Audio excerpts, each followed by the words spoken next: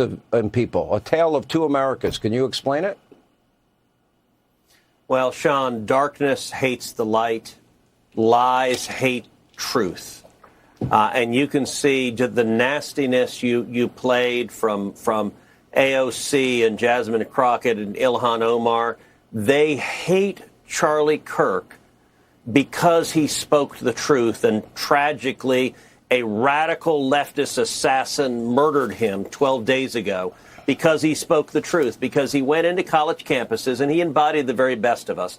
Charlie was a good friend of mine. I've known him more than a decade. I met Charlie when he was just 18 years old. He was a kid, fresh out of high school. Sean, you've known Charlie a long time. Charlie was someone who always smiled. He engaged in substance. He went into college campuses, and he would take on all comers, and he didn't attack people. He didn't insult people. He treated them with civility. He treated them with respect, but he engaged on substance. And you look at that deranged murderer who engraved on his shell casings Antifa and transgender slogans because he hated so much the truth. And I got to say, the moment you just played a second ago from Erica Kirk, I spent all day at the memorial service yesterday. When she said, just like Jesus said, forgive them, Father, for they know not what they do, that young man, I forgive him. I'll tell you, there was not a dry eye there. And I knew where she was going when she started laying that out. But I am amazed, I'll tell you right now, I could not get that out. I would want to, but I believe God's strength was with her, because for a grieving widow mourning Charlie to say that, I have never seen a clearer illustration of the gospel of Jesus' love. And I got to say, all across the world, more than 100 million people watched that memorial. We were mourning Charlie, but it was a revival. It was a celebration.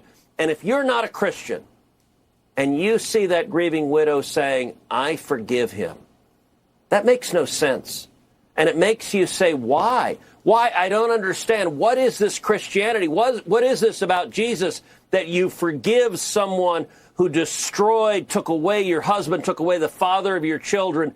That is Jesus' love. And as Erica pointed out, we don't respond to hate with hate. We respond to hate with love. Yesterday, it was heartbreaking, but also one of the most inspirational things I've ever seen in my life. You know, I am glad. I ran into Charlie after President Trump got elected at the White House gate of all places, and I'm actually really happy with one of the last things I said to him in person was thank you for all that he had done in the past election, because he was so impactful. And, you know, I'm watching all of this, and I see people outside the arena, rotten hell, bad things happen to bad people. I can't explain it, Senator. I'll give you the last word. Look, Charlie was always smiling. He was always a joyful warrior. And I'll tell you one of the most important things about what Charlie did. He became one of the most important Christian evangelists and Christian apologists the world has ever seen. Very much in the mold of C.S. Lewis. And Charlie worked, he studied, and he engaged. You know, there's a wonderful exchange that I played on my podcast, Verdict with Ted Cruz, where he was on Bill Maher. And earlier this year, around Easter time, and Bill Maher asked, look, Bill Maher is not a Christian. He's famously an atheist. And Bill asked, he said, look, I don't understand this phrase, he is risen. He said, that's always struck me as strange. It's present tense. Why isn't it he was risen? And Charlie responds, well, because it is present. It's not just a historical fact 2,000 years ago. It is today, right now, Jesus is risen. And today, right now, Jesus is here to have a relationship with you. He cares about your life right now, today. And Mark kind of sits back and goes, I never thought about it that way. That's a gift. And by the way, that's what sadly the left hates so much, is the gift of preaching the gospel, which they sought to silence.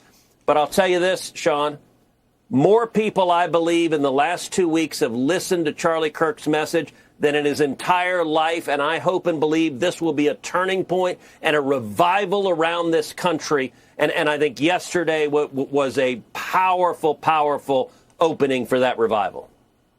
Senator Ted Cruz, thank you. Appreciate you coming.